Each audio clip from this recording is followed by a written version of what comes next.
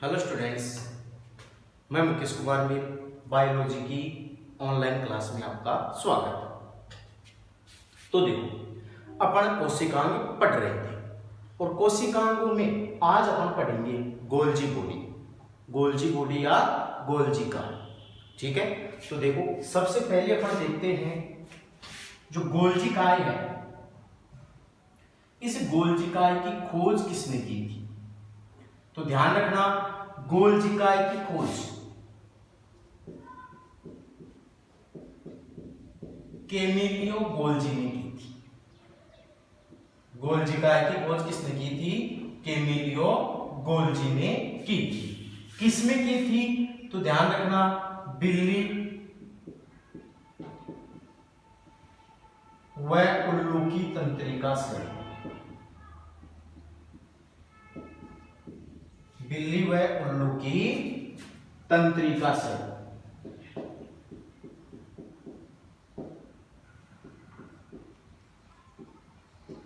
तो गोल्जिकाय की खोज कैमिलियो गोल्जी ने बिल्ली और उल्लू की तंत्रिका कोशिकाओं में की थी। ठीक है, अब देखो, जो गोल्जिकाय है इसको अन्य नामों से भी जाना जाता है। गोल्जिकाय को अन्य नामों से भी जाना जाता है। अब अन्य नाम क्या है? तो ध्यान रखना, इसको डिक्टियोसोम भी कहते हैं। गोल्जिकाय को क्या बोलते हैं? डिक्टियोसोम। और ये डिक्टियोसोम किसमें बोलते हैं? तो ध्यान रखना, पादप सेल्स। पादप सेल्स। तो ये एक यहां से अच्छा क्वेश्चन बनता है कि पादप कोशिकाओं में गोल्जिकाय को क्या कहा जाता है? आंसर क्या हो जाएगा? डिक्टियोसोम। तो पादप कोशिकाओं में गोल्जिकाय को क्या बोलते हैं? डिक्टियोसोम। दूसरा नाम, इसको लाइपोकॉन्ड्रिया भी कहते हैं। गोल्जिकाय को क्या बोलते हैं? लाइपोकॉन्ड्रिया। ध्यान रखना, लाइपोकॉन्ड्रिया क्यों बोलते हैं? तो इसमें लिपिड की मात्रा अधिक होती है। तो लिपिड की मात्रा, लिपिड अधिक होने के कारण इसको क्या बोलते हैं? लाइपोकॉन्ड्रिया। ठीक है, इसके अलावा देखो, इसको डोल्टन कॉम्प्लेक्स भी कहते हैं। Dalton complex.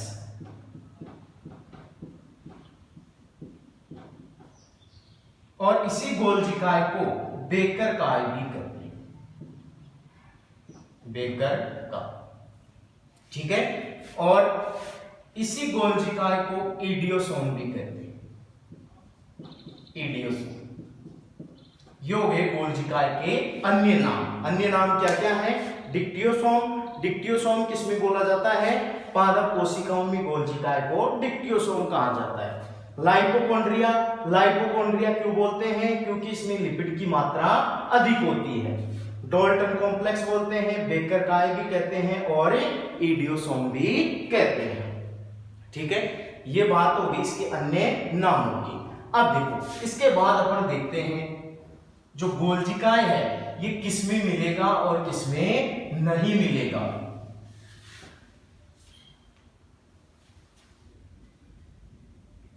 तो अगला पढ़ लेते हैं अपन, उपस्थिति।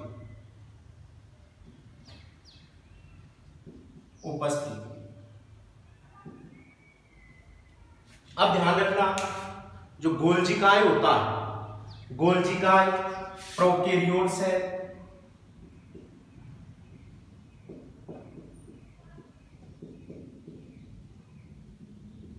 प्रोकैरियोट्स है। ठीक है, परिपक्व स्तन आरबीसी, परिपक्व स्तन आरबीसी। इसके अलावा एक ध्यान रखना, कवक सेल, कवक सेल या कवक कोशिका। ठीक है, और इसके अलावा फ्लोएम की चालनी नलिका, फ्लोएम की चालनी नलिका।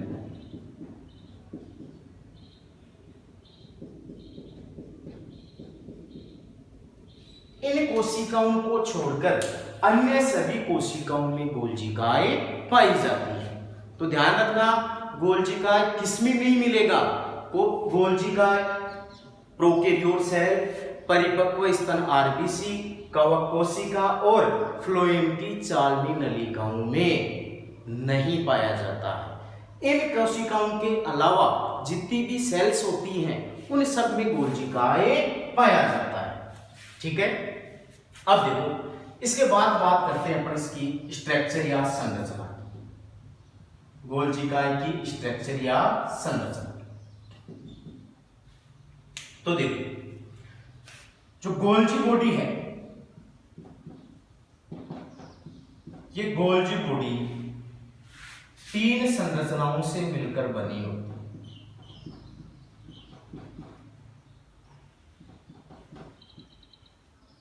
गोल्जी बॉडी 3 संरचनाओं से मिलकर बनी होती है। अब 3 संरचनाएं कौन कौन सी हैं? तो ध्यान रखना, सबसे पहले बात करते हैं अपन सिस्टर्न। एक तो क्या होती है इसमें? सिस्टर्न। ठीक है, अब देखो ये सिस्टर्नी क्या है? तो सिस्टर्नी चपटी नलिकाकार संरचनाएं होती है, चपटी नलिकाकार संरचनाएं होती हैं। सिस्टर्नी क्या होती है? चपटी नलिकाकार संरचनाएं होती हैं जो एक के ऊपर एक ढेर की भांति क्या होती है? व्यवस्थित होती है। अब देखो यहां पर अपन ने एक सिस्टर्नी बनाई है। ठीक है, ऐसी अनेक सिस्टर्नियां पाई जाती है जो एक के ऊपर एक क्या होती है? व्यवस्थित होती है। तो ध्यान रखना, सिस्टर्नी चपटी नलिकाकार संरचनाएं होती है जो एक के ऊपर एक क्या होती है? व्यवस्थित होती है। अब देखो जो एक गोल्जिकाय है, एक गोल्जिकाय में सिस्टर्नी की संख्या कितनी होगी? तो संख्या ध्यान रखना 3 से 12 तक होती है। यानी एक गोल्जिकाय में सिस्टर्नी की संख्या कितनी होगी? 3 से 12। अब यहां पर देखो जो सिस्टर्नी है ये हल्की सी, थोड़ी सी क्या होती है? वक्रित होती है। सिस्टर्नी हल्की सी क्या होती है? वक्रित होती है। तो वक्रित होने के कारण इसमें 2 सतह बनती हैं, एक तो उत्तल सतह है और दूसरी अवतल सतह है। ये तो हो गई अवतल सतह।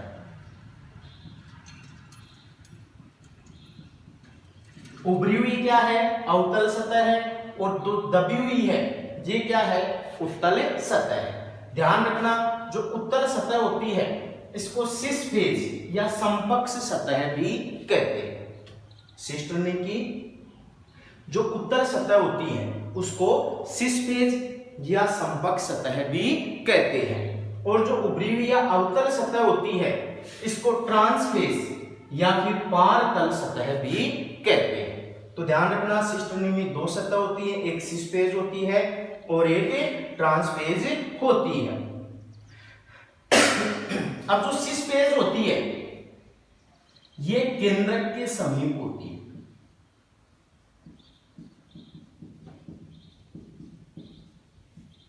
सिस्टर्नी की सिस फेज कहां मिलेगी आपको? केंद्रक के समीप। और जो ट्रांसफेज होती है ये कोशिका झिल्ली की ओर होती है, कोशिका झिल्ली की ओर। तो ध्यान रखना, सिस्टर्नी की 2 सतह है, सिस फेज या संपर्क सतह है और ट्रांसफेज या पार्तल। जो सिस फेज होती है ये केंद्रक के समीप होती है, यानी केंद्रक की ओर होती है, और जो ट्रांसफेज होती है ये कोशिका झिल्ली की ओर होती है। और सिस्टर्नी की संख्या कितनी होती है? 3 से 12।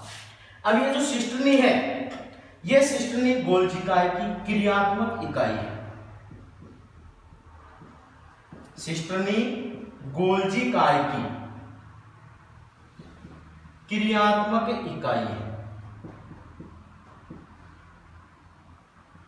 क्रियात्मक इकाई। तो गोल्जिकाय की क्रियात्मक इकाई किसको बोला जाता है? सिस्टर्नी को। ठीक है, 3 संरचनाओं से मिलकर बनी होती है। पहली संरचना हो गई है सिस्टर्नी। अब इसके बाद देखो,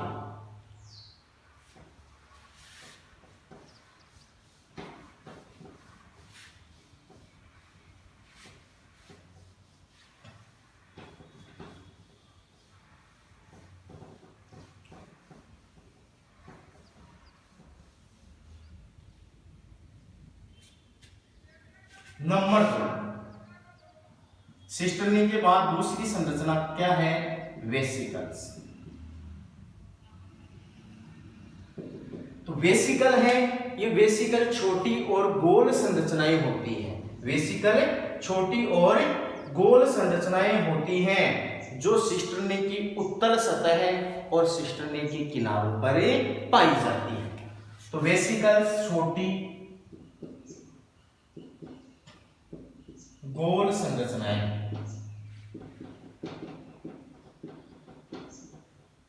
छोटी गोल संरचनाएं हैं। कहां मिलेगी? तो ये सिस्टर्नी की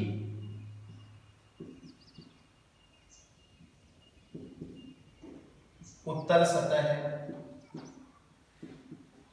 या सिस फेस, उत्तल सतह है वह किनारों पर, सिस्टर्नी के किनारों और उत्तल सतह पर क्या पाई जाती है? वेसिकल से पाई जाती है। ठीक है, आई बात समझ में? अब ध्यान रखना, इस सिस्टर्नी का जो निर्माण है, सिस्टर्नी का निर्माण किससे होगा? तो ध्यान रखना, सॉरी, जो वेसिकल्स है, इस वेसिकल्स का निर्माण सिस्टर्नी की उत्तल सतह और किनारों पर तो ये पाई जाती है, और वेसिकल्स का निर्माण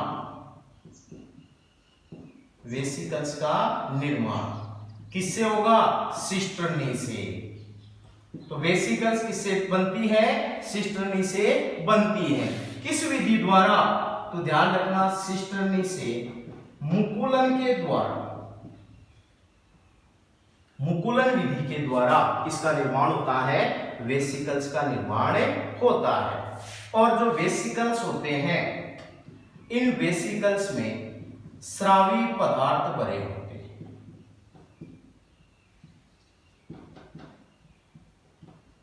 वेसिकल्स में क्या रहते हैं? स्रावी पदार्थ भरे रहते हैं। गोल्जिकाएं की मुख्य विशेषता यही है कि जो गोल्जिकाएं हैं ये ग्रंथिल और स्रावी कोशिकाओं में अधिक मात्रा में पाई जाती है। तो जो स्रावी पदार्थ होते हैं वो किसमें भरे होते हैं? वेसिकल्स में।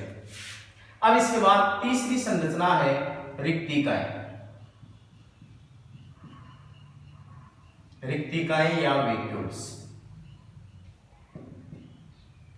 तो रिक्तिकाएं क्या होती हैं? ये बड़ी गोल संरचनाएं होती हैं,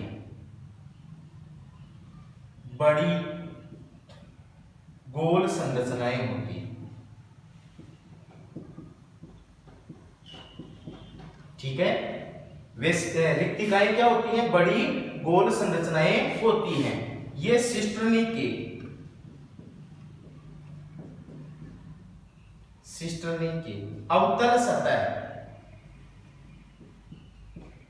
अवतल सतह या ट्रांसफेस वह किनारों पर पाई जाती है।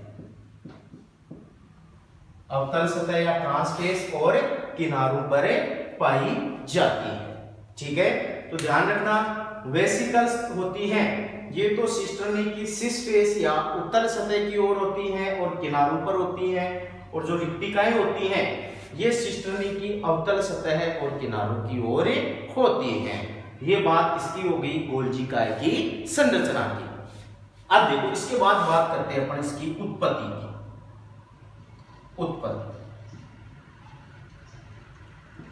ठीक है, तो बताओ गोल्जिकाएं की उत्पत्ति किससे होगी या गोल्जिकाएं का निर्माण किससे होता है? मैंने आपको पीछे ईआर पढ़ाया था, उसमें बता दिया था ईआर से किसका निर्माण होगा? गोल्जिकाएं का। तो उत्पत्ति किससे होगी? तो ध्यान रखना,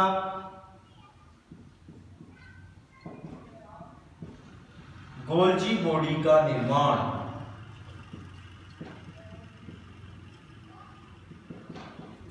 ईआर से होता है। गोल्जी गोल्जी बॉडी का निर्माण किससे होगा? ईआर से होता है। अब यहां पर एक चीज ध्यान रखना, एक शब्द है गर्ल। ये गर्ल सिस्टम, इसमें देखो गर्ल शब्द है, ये गर्ल शब्द किसने दिया था? तो पहली बात ध्यान रखना, गर्ल सिस्टम है ये नोविकोफ ने दिया था। गर्ल सिस्टम किसने दिया था? नोविकोफ ने दिया। अब गर्ल सिस्टम क्या है? गर्ल सिस्टम में क्या है? तो ध्यान रखना, बीच में क्या है? ईआर। क्या है? ईआर। ईआर यानी एंडोप्लाज्मिक रेटिकुलम। तो ध्यान रखना, जो ईआर है इस ईआर से क्या बनेगा? Golgi body. यानी ईआर से किसका निर्माण होगा? गोल्जी काय का निर्माण होगा। और इस गोल्जी काय से एल मतलब लाइसोसोम का निर्माण होगा। तो गर्ल सिस्टम से अपन को क्या पता चल रहा है? ईआर से गोल्जी काय बनती है और गोल्जी काय से किसका निर्माण होगा? लाइसोसोम का निर्माण होता है। ये गर्ल सिस्टम किसने दिया था? तो ध्यान रखना, ये नोविकोफ ने दिया था। ठीक है, ये हो गई इसकी उत्पत्ति की बात। अब देखो इसके बाद देखते हैं अपन इसकी कार्य।